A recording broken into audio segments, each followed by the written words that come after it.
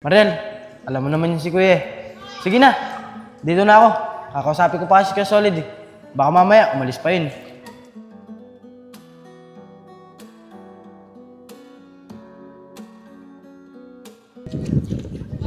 Alam mo kuya, mahal na mahal ko to si Casey.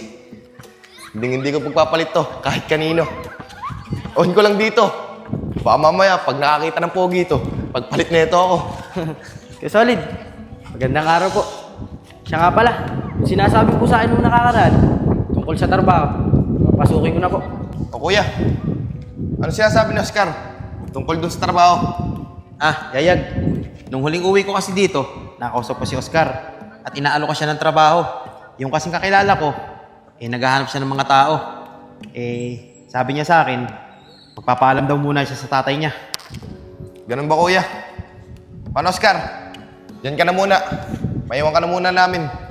Para naman makapag-usap kayo ng maayos kuya. Casey, tara na. Sige, ingat kayo. Iyag, ingat yung dalawa ha. Sige Oscar, mamaya, pag uwi ko sa bahay, tatawagan ko yung kaibigan ko. At baka sa susunod na araw siguro, bibigay ko sa yung address. At sabihin mo, pinapunta kita ha. Kuya Solid, maraming salamat po ah. Lalo na kailangan ko po ng trabaho. Ang hirap po kasi ng pananim namin eh. O sige Oscar, susunod na araw, bibigay ko sa yung address ng pupuntahan mo ha. Sige po Kuya Solid, ingat po kayo. Sige. Sana, makausap na ni Kuya Solid yung kaibigan niya para makapasok na agad ako. Apong, bakit si Oscar yung magtatrabaho? Bakit hindi ikaw? Ikaw yung mas matanda. Mariel, hindi naman namin siya pinipilit ni tatay magtrabaho eh. Siya tong may gusto. Dahil kahit papaano naman nakakaraos pa kami dun sa mga pananim namin. Ano? Nakakaraos. Huwag ka na magsinungaling sa akin, Apong. Dahil nakita ko si Oscar noong nakakaraan. Sinabi niya sa akin na natutuyot na raw yung mga pananim nyo. Huwag ka maniwala dun. Hindi totoo mga sinasabi niya. Tsaka kahit papaano naman meron pa kami naaani. Alam mo, Apong, mas paniniwalaan ko pa yung kapatid mo kesa sa'yo. Dahil yung inani niyo sa mga pananim nyo, siya pa yung nagdala sa palengke, imbis na ikaw. Teka nga lang, bakit ba ganyan ka magsalita sa akin? Siguro, kung ano-ano pinagkwekwento sa'yo ng kapatid ko, no? Wala siyang sinasabi sa akin masama. Alam mo, dapat nga minamahal mo yung kapatid mo dahil dadalawa lang kayo. Tsaka, hindi pa nga kita sinasagot. Nagsisinungaling ka na sa akin. Ba't ba kasi ayaw mo akong sagutin? Ang tagal ko na naman nanliligaw sa'yo Ano bang gusto mo? Di tayo magkakaintindihan Tsaka na nga lang tayo mag-usap. Ang titid ng utak mo.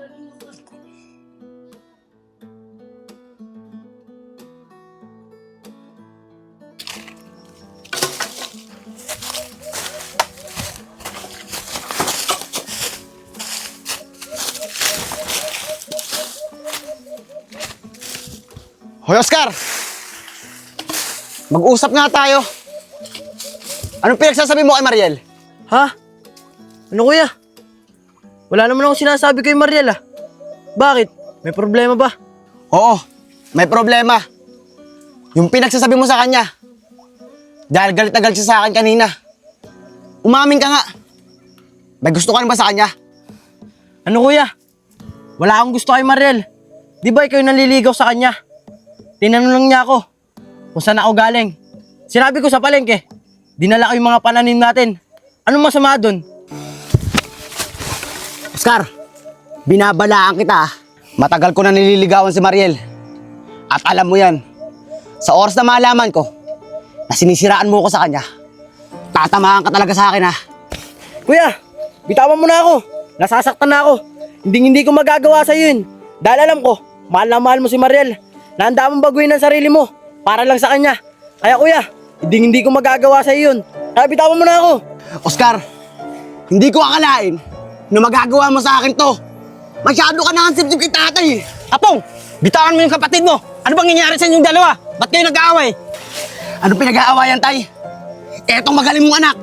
Sinisiraan ako kay Mariel. Kuya, sabi ko nga ba sa'yo, di kita sinisiraan. Tinanong lang ako ni Mariel kung saan ako galing. Sinabi ko lang yung totoo. Ano masama doon? Apong, pwede ba? Bitawan mo yung kapatid mo. Pag-usap na lang kayo maayos. Huwag mo idaan sa init ng ulo. Di bitawan. Alam mo, tay, lagi mo kasi kinakampihan sa Oscar Kaya lumalaki ang ulo nito. Aba kuya, sumusobra na. Pati si tatay, sinasagot mo na. Kayong dalawa, tumigil na kayo Dapat sa inyo, nagmamahalan. Kasi kayo lang dalawa. Kasi pagdating ng panahon, kayo din ang magtutulungan. Oscar, sinasabihan kita, huwag mong papakailaman si Mariel.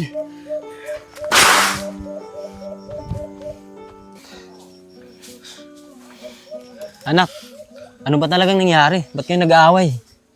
Tay, naglilinis lang naman po ako dito eh. Tapos, bigla po siyang dumating. Galit na galit. Sinisisi niya po ako. Nag-away daw po sila ni Mariel. Dahil kung ano-ano daw po pinagsasabi ko kay Mariel eh. Anak, baka may nasabi kang hindi maganda kay Mariel. Kaya nagagalit yun. Alam mo naman, di ba? Matagal na niligawan ng kuya mo yun si Mariel. Tay, nung nakakaraan po, yung pinagdala niyo ako ng talong sa bayan, nakita po ako ni Mariel. Tinanong niya po ako kung saan ako galing. Sabi ko, binenta ko lang po yung inani natin. Yun lang po. Wala na po akong sinabing iba. Tsaka umalis na po ako. Sige anak, ako nang bahala sa kuya mo. Kakausapin ko lang sa mamaya. Basta lagi mong tatandaan, huwag mong labanan yung kuya mo. Dahil mas matanda siya sa'yo. Sige po tay, lahat po ng sinabi niyo, tatandaan ko. O paano? Tara na anak. Tara po. Tara.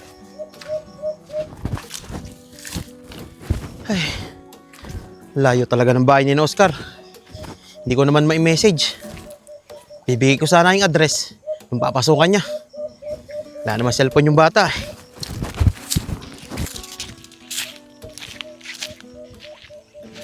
Yun, malapit na.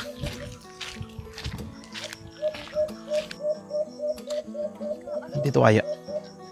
Tao po! Oscar! Oscar!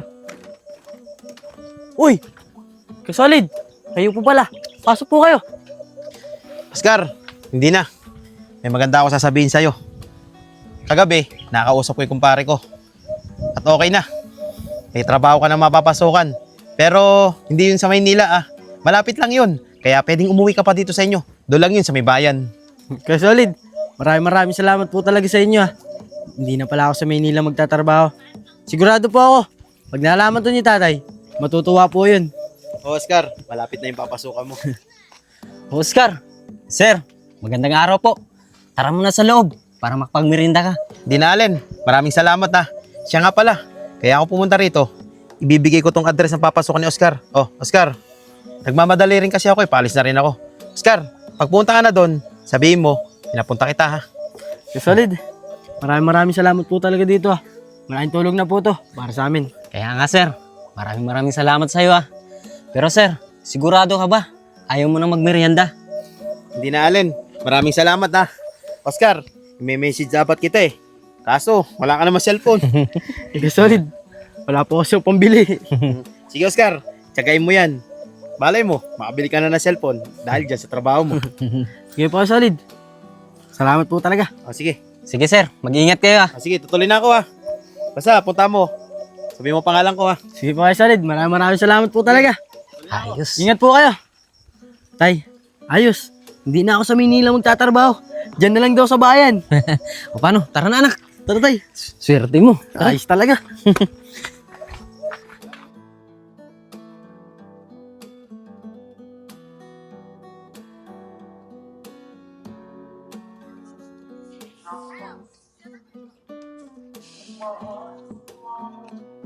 Uy, Bes! Kanina pa kita napapansin Bakit ang tahimik mo? May problema ka ba? Paano ba naman, Bes? Naiinis ka sa kanina kay Apong Tinatanong ko lang naman kung bakit ganun yung ginawa niya kay Oscar. Kaso, parang galit pa siya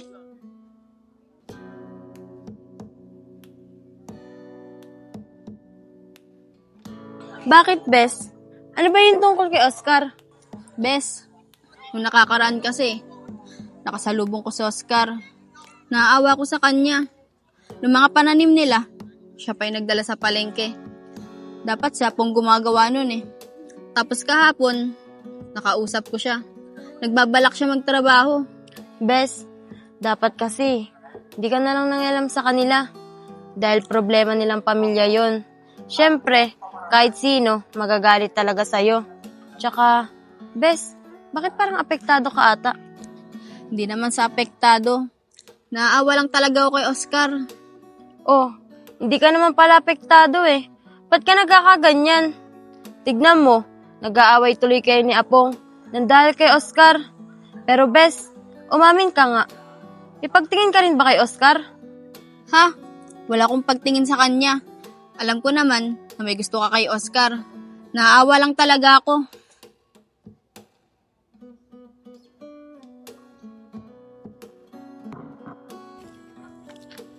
Babe, malapit na yung mansari natin na. May bibigay ako sa'yo. Sigurado ako, magugustuhan mo yun. Sige babe, pero basta, doon pa rin tayo kakain sa kinakainan natin. Masasarap kasi mga pagkain dun eh. Sige babe, basta ikaw, walang problema. Babe, teka lang. Si Apong, mukhang may problema. Tara, kausapin natin. Tara. Pong, malayo pa lang ako ah. Nakikita na kita. May problema ka ba? Oo, pre. May problema nga ako. Si Utol kasi, nagkasagutan kami kanina. Bakit? Ano na naman ang pinagawa niyong dalawa? Kanina kasi, Tol, magkausap kami ni Mariel. At bigla siya nagalit sa akin. Dahil dapat daw, ako daw ang gumagawa ng mga gawain ni Oscar. Nung nakakaraan daw, Tol, nakita daw niya si Oscar na magdadala ng mga pananim namin doon sa may palengke. Oo, Pong. Makita namin si Oscar nung nakakaraan. May dala-dala siyang talong. Huwag sana sasama loob mo sa akin na. Pero dapat ikaw ang gumagawa nun. Dahil ikaw ang mas matanda sa kanya. Oo nga pre, may punto naman si Casey. Huwag mo sanang isipin na kinakampihan namin si Oscar ah. Tol, hindi ko naman iniisip na kinakampihan niyo si Oscar. Dahil alam ko naman matalik kitang kaibigan. Hindi mo magagawa yun. Pero Tol, huwag ko lang talaga malalaman na sinisiraan niyo ako kay Mariel. Dahil hindi ko siya mapapatawad. Ano, Pong? Naririnig mo ba yung sinasabi mo? Sige, ipagpalagay nga natin na sinisiraan ka ni Oscar kay Mariel. Pero hindi sapat yun para hindi mo patawad ang sarili mong kapatid. Casey, hindi mo kasi alam kung gaano ako kamahal si Mariel. Tagal ko siya niligawan. Pre, yan ka nga muna. Babe, bakit ganun ang ugali ni Apong? Parang hindi niya kapatid si Oscar. Babe, di ko rin alam Pero dati naman, di ganun yan. Pero sana, pag umantong sa hindi maganda, yung magkapatid na yan,